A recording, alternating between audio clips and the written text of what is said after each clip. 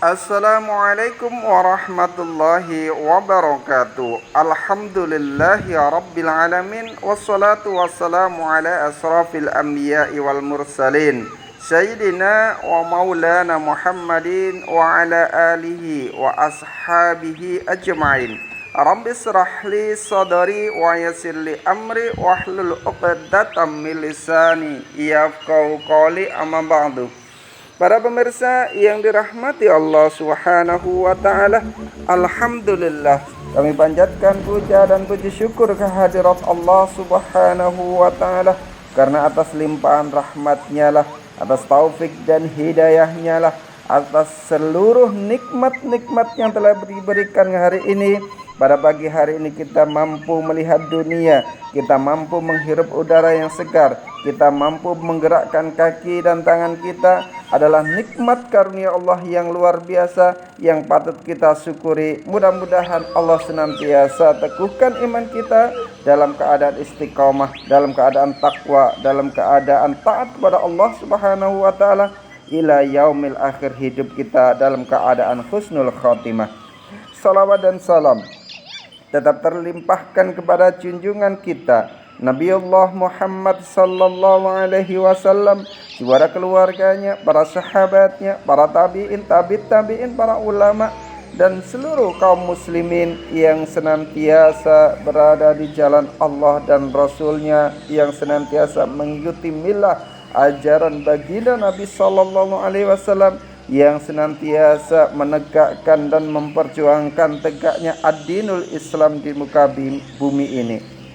Para pemirsa yang dirahmati Allah Subhanahu wa taala, alhamdulillah kita dipertemukan kembali di agenda Ngabalis, ngaji bareng Al-Qais, yang setiap pagi kita hadir menemani para pemirsa untuk memberikan kajian-kajian, hadis-hadis dan makalah-makalah para ulama sebagai nasihat untuk diri kita, nasihat untuk hati kita, agar kita senantiasa terikat dengan Allah, agar hati kita senantiasa dekat dengan Allah, agar iman kita semakin kuat, ketaatan kita semakin memuncak, dan ketakwaan kita semakin tinggi di hadapan Allah Subhanahu wa taala.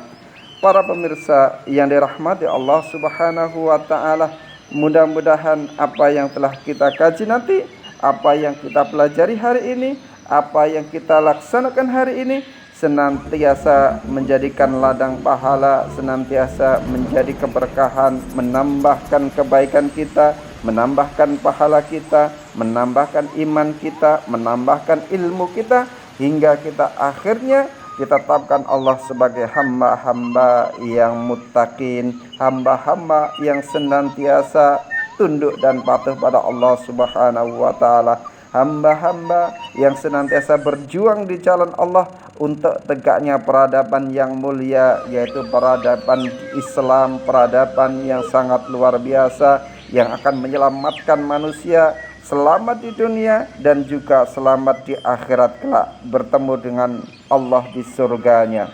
Para pemirsa yang dirahmati Allah Subhanahu wa taala, nasihat ke-19 dari kitab Nasaihul Ibad. Uhiya ila ba'dil anbiya'i ati'ni fima amartuka. Telah diwahyukan kepada sebagian para nabi, taatlah kau kepadaku Allah Subhanahu wa taala dan pada apa yang telah Allah perintahkan kepadamu. Wala taksini fima tasahtuka. Janganlah kau durhaka kepada Allah Subhanahu wa taala dan pada apa yang telah Allah perintahkan kepadamu.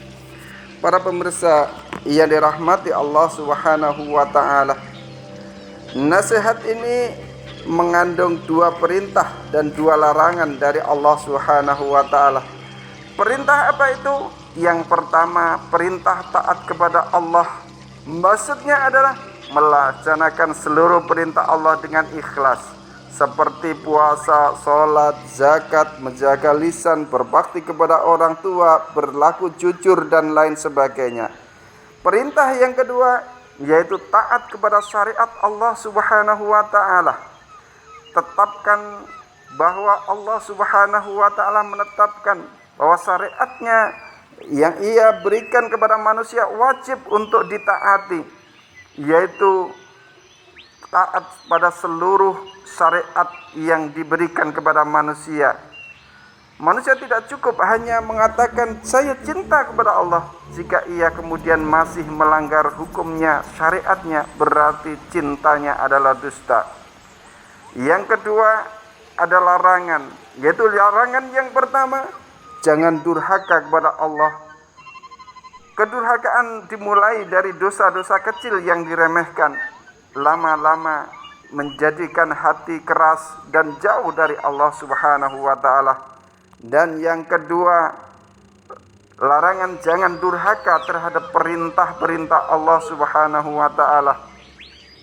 Ada orang yang percaya kepada Allah tetapi ternyata mereka menolak syariat Allah Subhanahu wa taala.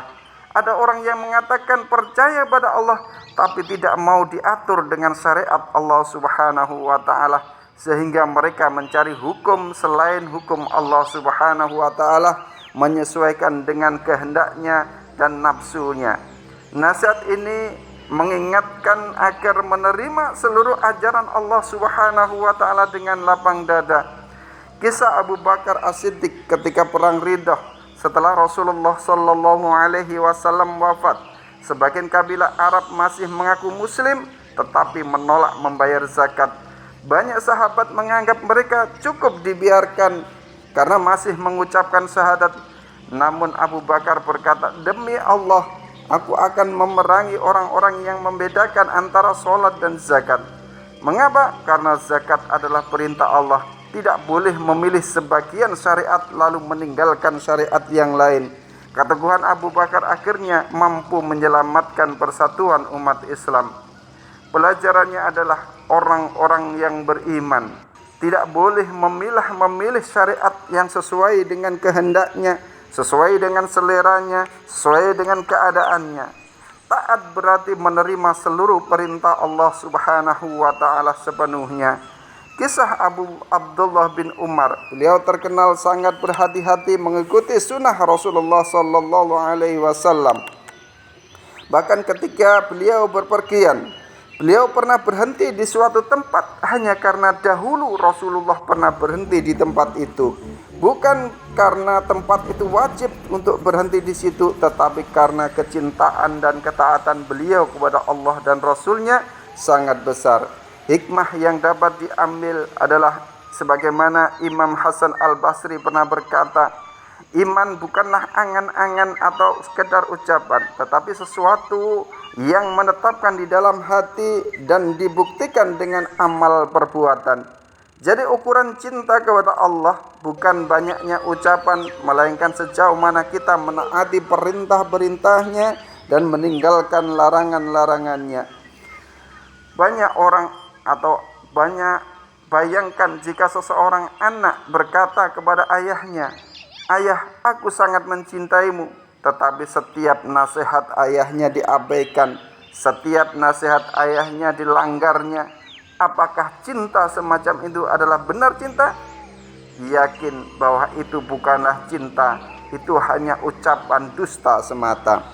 Demikian pula seorang hamba yang mengaku mencintai Allah Subhanahu wa taala, tetapi salat sering ditinggalkan, lisannya sering berdusta, syariat Allah diterlantarkan, syariat Allah ditinggalkan karena tidak sesuai dengan selera mereka, maka cinta yang semacam ini adalah cinta yang dusta.